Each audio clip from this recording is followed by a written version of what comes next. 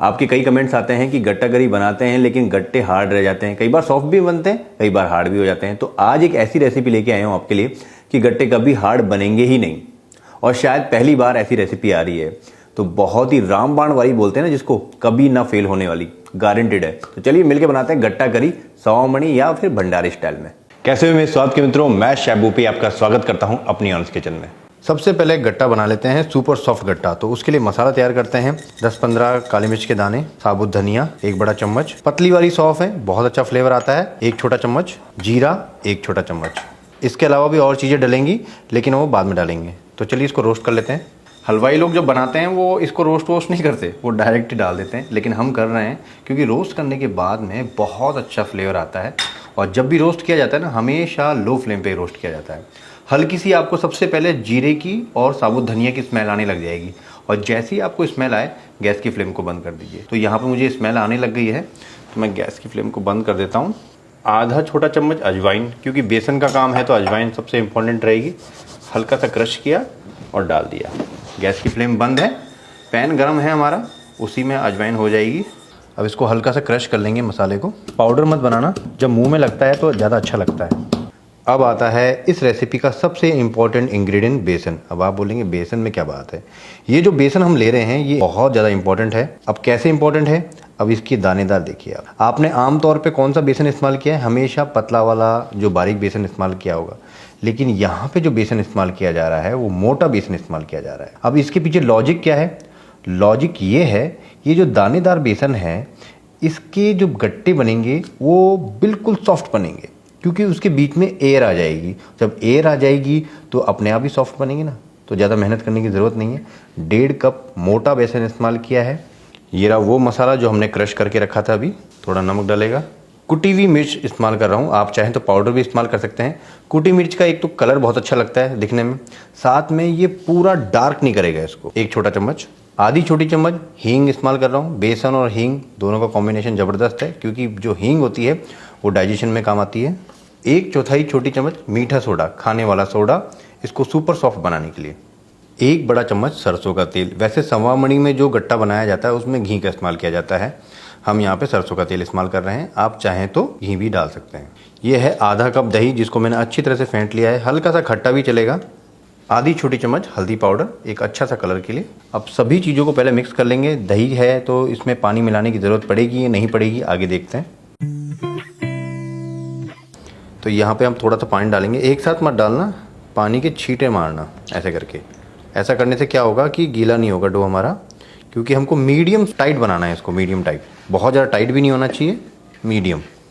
तो यहाँ पे जो डो बना है मीडियम टाइट बना है। डो लगाने में सबसे ज़्यादा गड़बड़ करते हैं हम, आपको दिखा देता हूँ एक बार में। देखिए कैसे दबा रहा हूँ, हल्का सा प्रेस करना पड़ रहा है मेरे को, तो ये प्रेस हो रहा है। होना भी चाहिए, बहुत ज़्यादा टाइट नहीं होना चाहिए और बहुत ज़्यादा ढीला नहीं होना चाहिए। अब बेसन है और साथ में दानेदार है, तो इसको क्या करना पड़ेगा, इसको कवर करना पड़ेगा कपड़े से या फिर किसी से। आप इसको कवर कर दीजिए कम से कम 20 मिनट के लिए।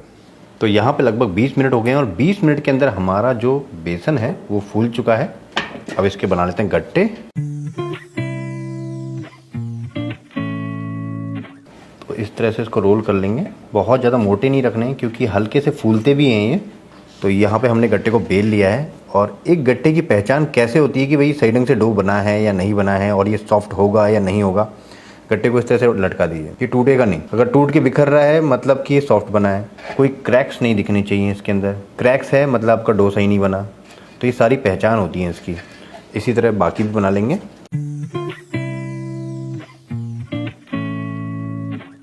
तो यहाँ पे रेसिपी का भारी काम हो चुका है और गट्टे हमने बेल लिए हैं। अब इसको करते हैं बॉईल। तो पानी मैंने पहले से चढ़ाया हुआ है, आ जाइए कुकिंग की तरफ। गट्टा किसी भी आप बर्तन में बॉईल कर रहे हो, बर्तन का साइज़ जो होता है, चौड़ाई उसकी ज़्यादा होनी चाहिए, क्योंकि जो गट्टा बॉईल होता है तो कुछ जगह मिलती है फैलने के लिए। पानी की क्वांटिटी ज़्यादा नहीं रखनी है कि गट्टा डूब जाए बस, क्योंकि इस पानी का भी इस्तेमाल आगे हमको करना है। तो एक एक करके गट्टा डाल देते हैं हम इसमें। पानी का जो टेम्परेचर है वो भी बहुत ज़्यादा तेज़ नहीं होना चाहिए, हल्के हल्के बबल्स आने चाहिए। अब इसको मीडियम टू हाई फ्लेम पे हमको बॉईल करना है। और यहाँ पे उबलते उबलते लगभग 3 मिनट हुए हैं, और 3 मिनट में ये देखिए ऊपर तैर के आ गए। अब तैर के ऊपर आ गए इसका मतलब ये नहीं कि पक गए हैं, इनको पकने दीजिए अभी। और हो सके तो आप इस पर कवर भी कर सकते हैं, ऐसा नहीं इसको आप कवर नहीं कर सकते, ढक्कन लगा सकते हैं इस पर। और भी जल्दी हो जाएगा। और जो ऊपर की तरफ आ रहे हैं उनको हल्का सा नीचे की तरफ प्रेस कर दीजिए, जिससे चारों तरफ से इस पे अच्छी तरह से स्टीम लगे। ये कई बार ऐसा होता है ना कि ऊपर की तरफ रह जाता है तो वो हिस्सा कच्चा सा रह जाता है। मीडियम हीट पे लगभग 10 मिनट हमने इसको उबाला है और 10 मिनट के अंदर हमारे गट्टे अच्छी तरह से पक चुके हैं। चेक भी करने की ज़रूरत नहीं है।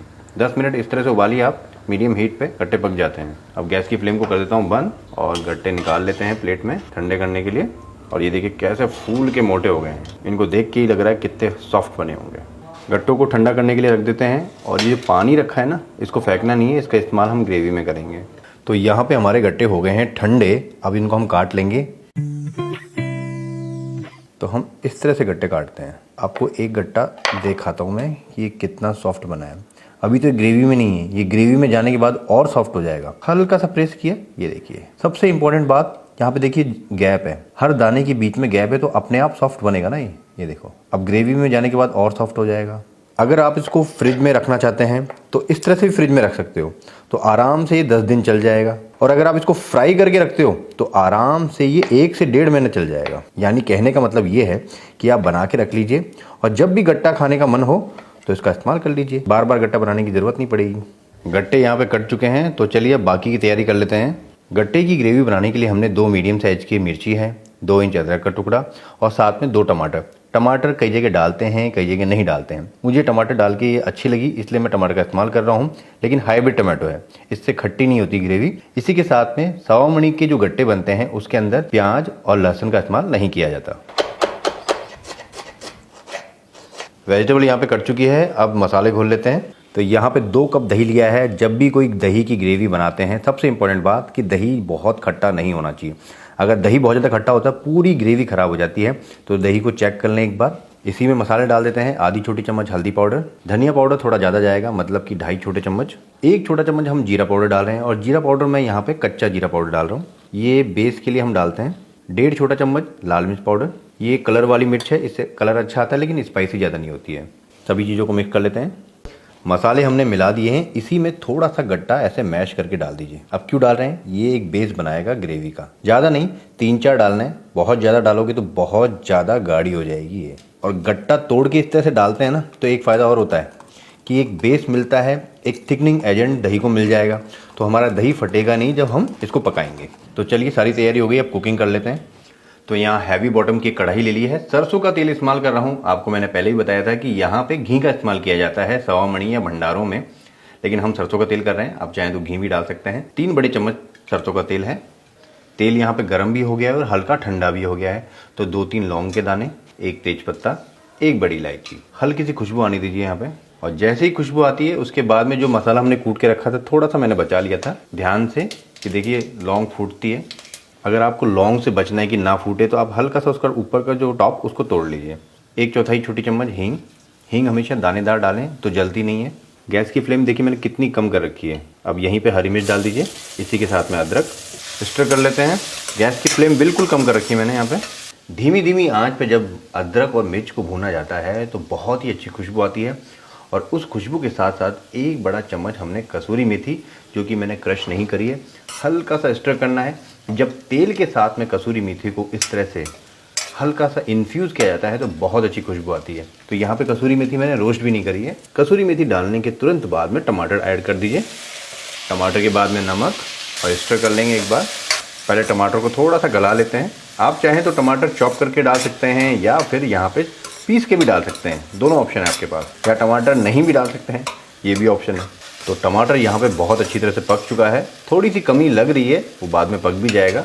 अब मैंने गैस की फ्लेम को बिल्कुल कम कर दिया है और ये पानी डालना। और ये पानी कौन सा है, ये वही पानी है जो हमने गट्टा उबाला था, जिसमें थोड़ा सा पानी डालेंगे क्योंकि टेम्परेचर को मेरे को डाउन करना है, क्योंकि अभी दही का बेस मिलाएंगे हम इसमें। जब भी दही का बेस मिलाते हैं टेम्परेचर को डाउन कर दीजिए। ये गया दही का बेस। अब इसको लगातार स्टर करना है वरना दही फट जाएगा। और लगातार स्टर करते हुए हमने गैस की फ्लेम को कम भी कर रखा है। थोड़ी देर बाद हम गैस की फ्लेम को बढ़ाएंगे। दही में उबाल आ गया है तो अब ये दही फटने वाला नहीं है, आप इसको छोड़ सकते हैं।